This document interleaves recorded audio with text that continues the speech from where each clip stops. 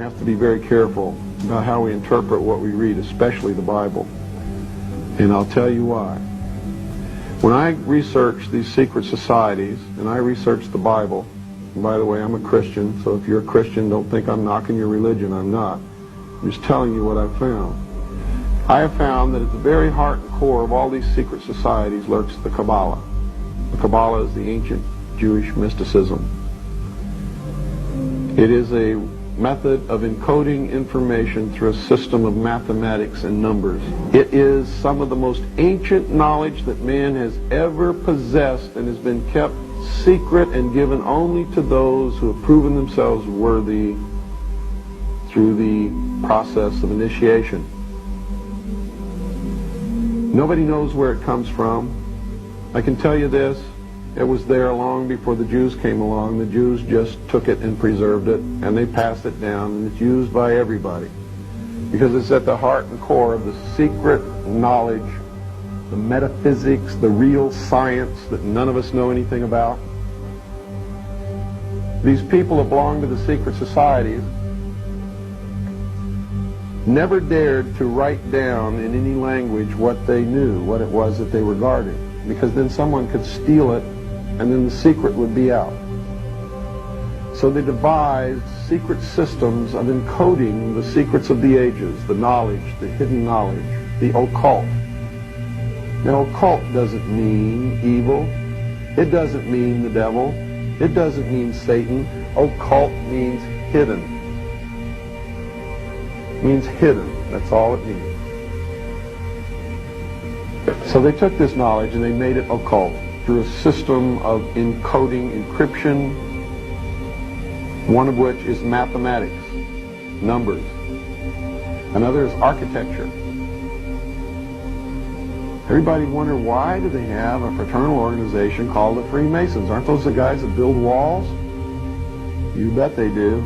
But every wall they build contains the secrets that have been kept and maintained throughout the ages, and it's encoded in the architecture and in the measurements of the buildings and in the mathematical formulas used to derive the geometry, the shape, the length and breadth and height of rooms, all encoded there.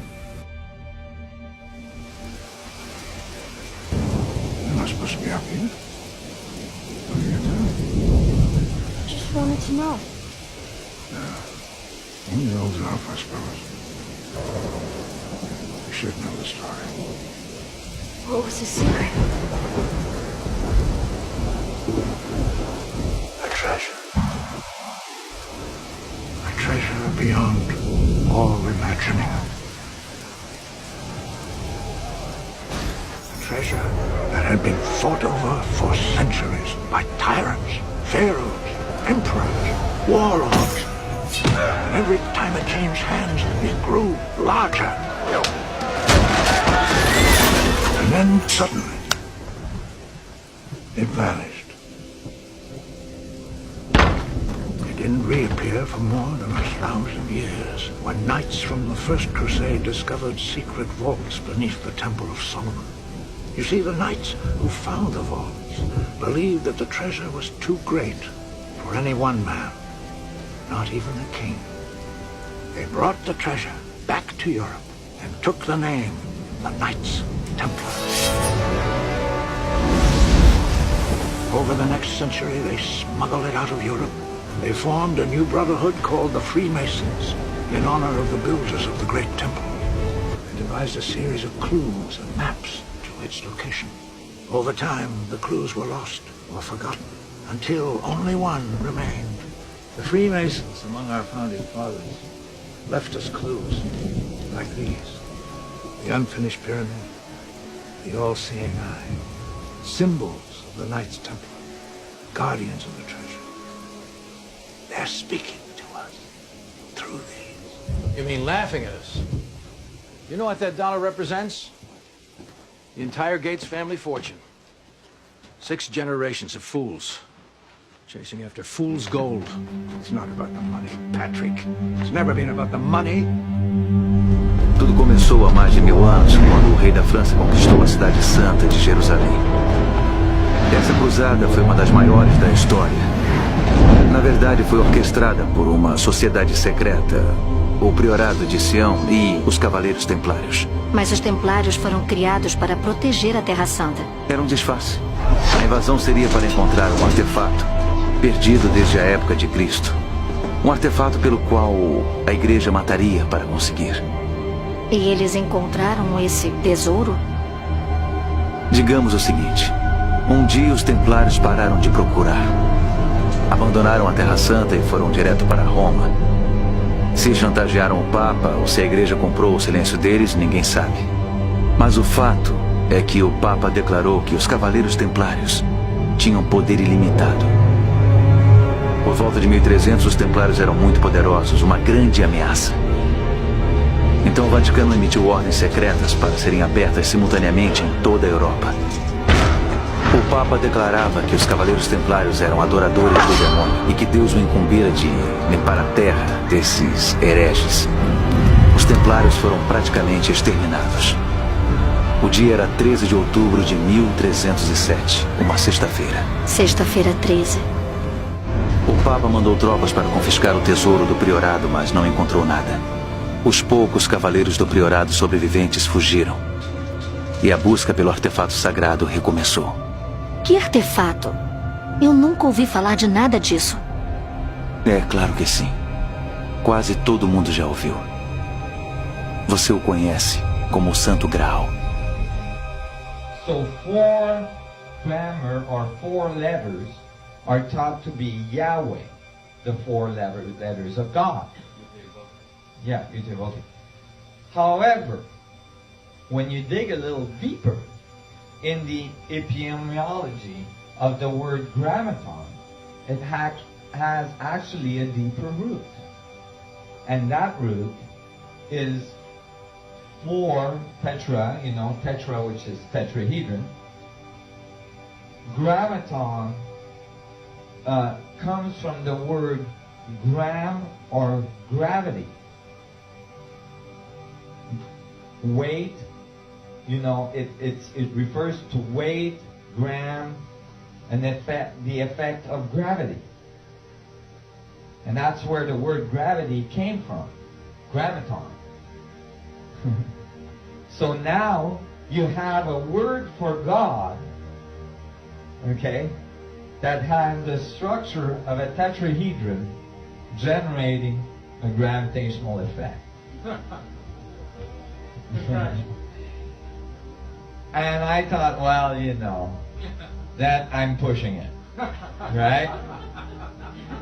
I'm sure, this is kind of wild. But hey, then I look up what the heck is the tetragrammaton in Kabbalistic tradition. And I found that it is an isotropic vector metric in 2D.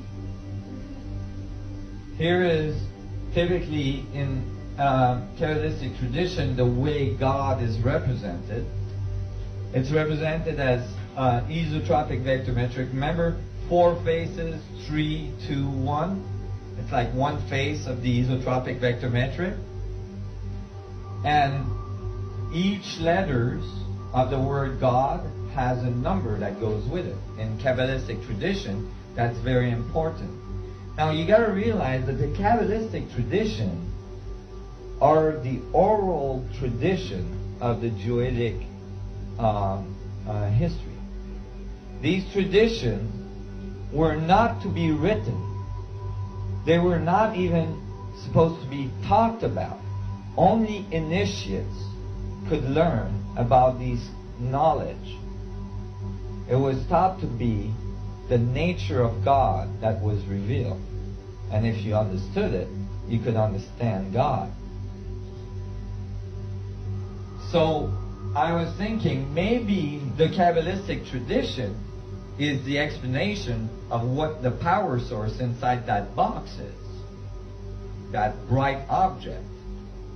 Go ahead. I would also mention I was good with Kabbalah. Yes. Yud means singularity. That's right. At the center of the Kabbalistic tradition is that crown that unfolds onto itself to infinity, describing singularity. So I was puzzled with this.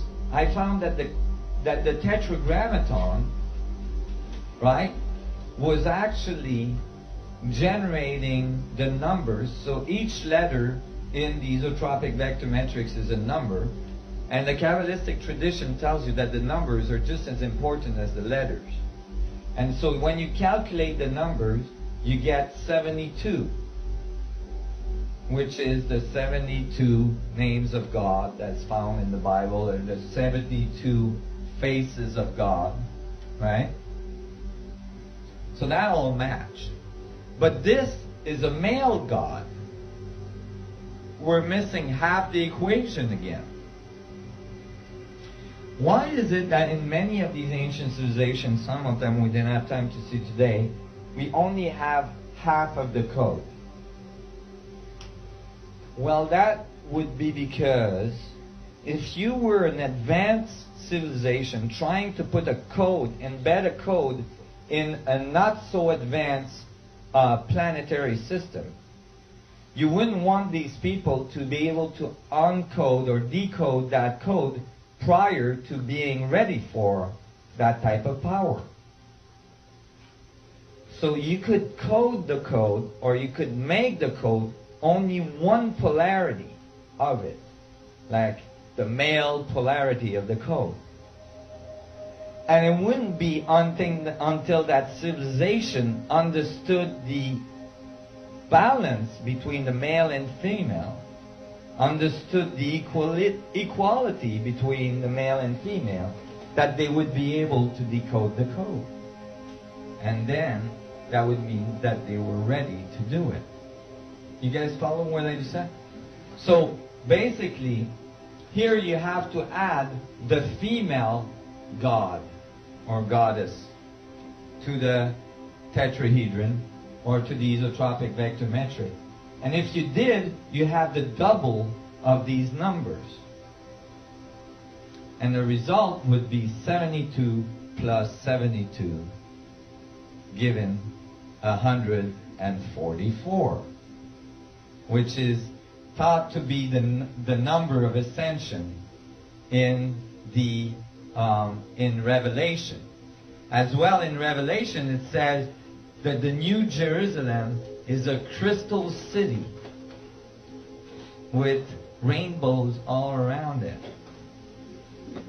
And that crystal city has faces of 144. There is exactly 144 faces on the outside of a 64 tetrahedron metric. Nice.